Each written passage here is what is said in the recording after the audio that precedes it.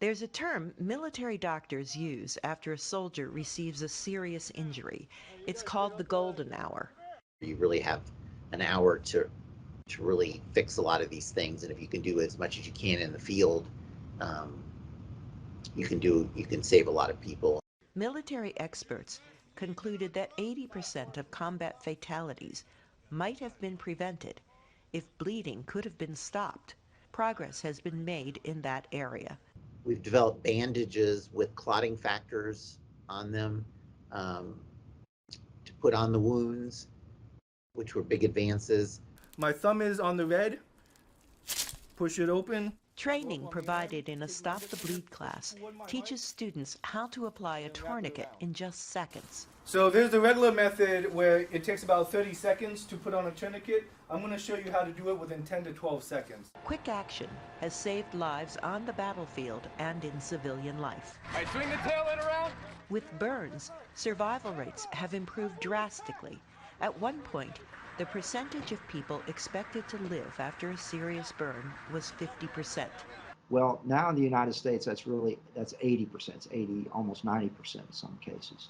And so we have gotten a lot better with the critical care and the management and the wound closure of people with big burns, particularly in the military.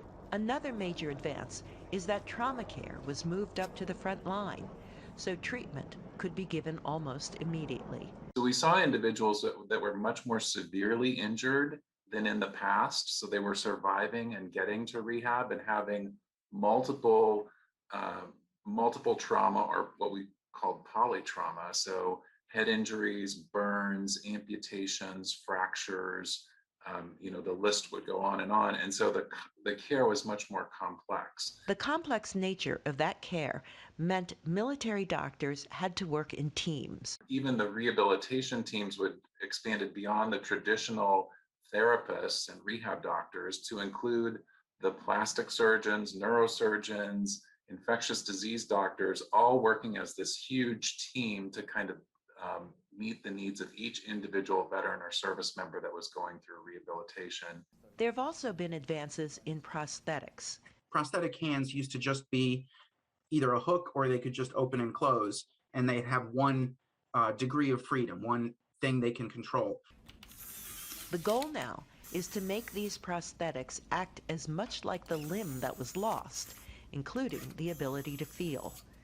At the Cleveland Clinic, a doctor has developed a prosthetic arm that contains a highly sophisticated computer that communicates the sense of touch with the wearer's brain.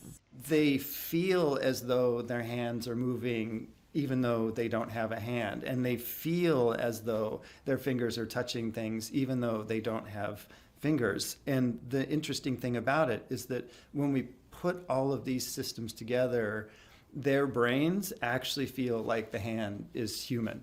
There's a long way to go in helping the injured return to civilian life with better prosthetics and burn treatment and good brain function.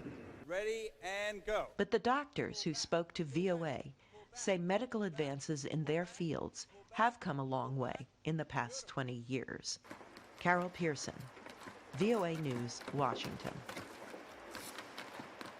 Dan makes this look easy.